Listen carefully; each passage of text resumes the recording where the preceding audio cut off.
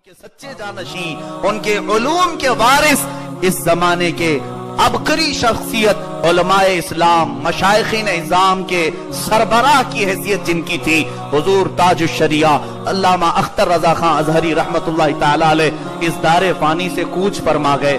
मैं उनकी जिंदगी से खूब वाकिफ हूँ। मेरे अपने जिंदगी के 6 साल उनकी तरबियत में गुजरे हैं। हजरत ने मुझे पढ़ाया, किताबें पढ़ाई, मैं खुद उनके पास लिखा करता था। उनकी जिंदगी के शब रोज को मैंने कई दिन तक देखा है। अल्हम्दुलिल्लाह किताबों में हमने जो पढ़ा था, अल्लाह का वली ऐसा होता है, उस बरेली की जमीन में अपने आंखों से देखने को मिला था कि जिनका तकवा ये था कि लोगों के सामने जिस तरह वो रहा करते थे, तन्हाई में भी बैठ करके वही काम किया करते थे। ऐसे नहीं कि मजमे में आने के बाद पारसा बन जाए, मजमे में आने के बाद परहेजगार बन जाए और घर में जाए तो फिर उसके ऐब खुल जाए। मैंने तन्हाई में भी उनके साथ वक्त गुजारा। कई दिन ऐसे हुए कि सफर के दौरान तन्हाई रात की ऐसी होती कि अकेला कमरे में बैठा हूं। मैंने देखा है सोने का तरीका क्या है, खाने का तरीका क्या है। 10 साल पहले ही आंखें बंद हो गई थी, देख नहीं सकते थे। वो अगरचे बसारत बंद थी, बसीरत जिंदा थी, दिल की आंखें रोशन थी। किसी के होने ना होने का उन्हें एहसास तक नहीं होता था। कभी ऐसा होता है लोग देख रहे हैं इसलिए सुन्नत पर अमल कर लो। लोगों के अमाल मैंने देखे हैं, बहुत सारा मजमा बैठा है तब सुन्नत पर अमल करने का शौक आ रहा है, और कोई है ही नहीं तो कहां सुन्नत। सब अपने अंदर की खराबात निकल आती हैं, मगर उस मर्द मुजाहिद हुजूर ताज शरिया रहमतुल्लाहि ताला अलैह की जिंदगी पाक को मैंने सफर के हालत में भी देखा। जब लोग हो या ना हो, आंखें तो बंद हैं, उन्हें मालूम तक नहीं होता कि कोई आसपास है, मगर कोई अमल रसूलुल्लाह की सुन्नत के खिलाफ नहीं होता था। हुजूर अकरम सल्लल्लाहु अलैहि वसल्लम की शरीयत से हटकर नहीं होता। आज हिंदुस्तान के सैकड़ों नहीं हजारों उलमाए कामिलीन जो उलमाए किराम हैं, मुझ जैसे हजार बल्कि मुझसे अफजल उनके हजारों शागिर्दों में एक निकम्मा आपके सामने है।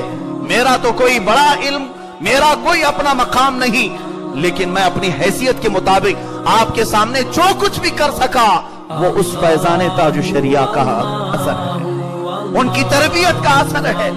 बाकी हमारे पास सर्टिफिकेट के लिए और कोई चीज नहीं। अगर कोई मुझसे ये पूछे सनद, मैं तो कभी जमा नहीं किया। हमारे पास सनद उनकी बुजुर्गों की खिदमत ही सबसे बड़ी सनद है।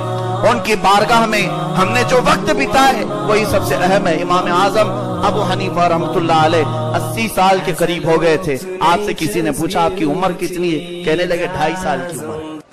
2.5 साल है। पूछने वाले ने कहा क्या मजाक करते हैं आप, इतने बड़े इमाम? कहा मजाक नहीं, सच बोलता हूं।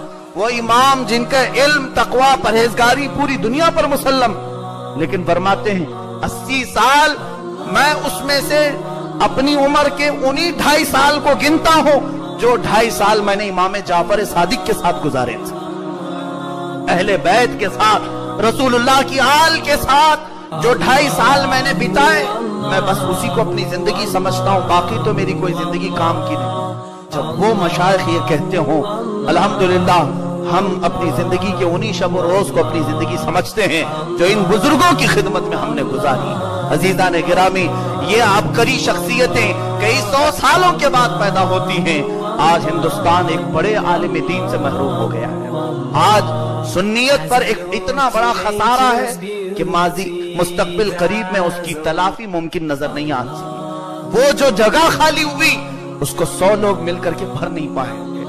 उन्होंने आलम अरब में अपना सिक्का जमाया था। जानते मिस्र में मेरे तालीम के दौरान जब हजरत तशरीफ लाए थे, अल्हम्दुलिल्लाह मैंने देखा उलमाए अरब जो जल्दी किसी को देखने भी जाते नहीं है। मिस्र के असातिज़ा के बारे में ये ख्याल कि वो अगर किसी के जलसे में चले जाएं तो कामयाबी की अलामत है। मिस्र में जामिया अज़हर पढ़ाने वाले असातिज़ा, बड़े इल्म वाले सेलेक्ट होते हैं मिस्र में, जामिया अज़हर के उस्ताद। लेकिन जिस वक्त हज़रत तशरीफ लाए थे, तकरीबन 27 असातिज़ा उनकी एक महफिल में हाजिर हुए थे। ये अपने अंदर एक ऐसी बड़ी नौइयत है कि मिस्र के उलमा खुद बयान करते हैं, कभी किसी अरब आलिम के लिए भी इतने असातिज़ा जमा नहीं होते जितना हिंदुस्तान से आए हुए इस मुजाहिद को देखने के लिए लोग आए थे। लोग अल्हम्दुलिल्लाह वहां पर भी खिलाफतें हासिल की।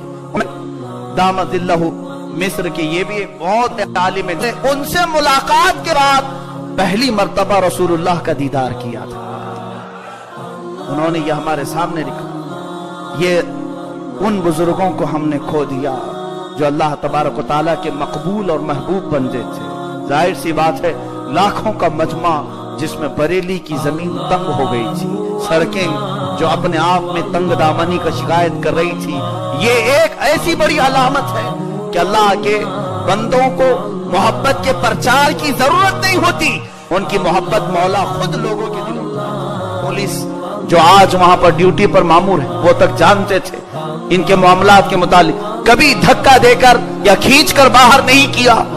और हजरत की एक आदत ये भी मैंने देखी, बड़े हिंदुस्तान से जब मदीने तैयबा जाया करते थे, खुद मदीने तैयबा में मकान है हजरत का, आज भी मौजूद है।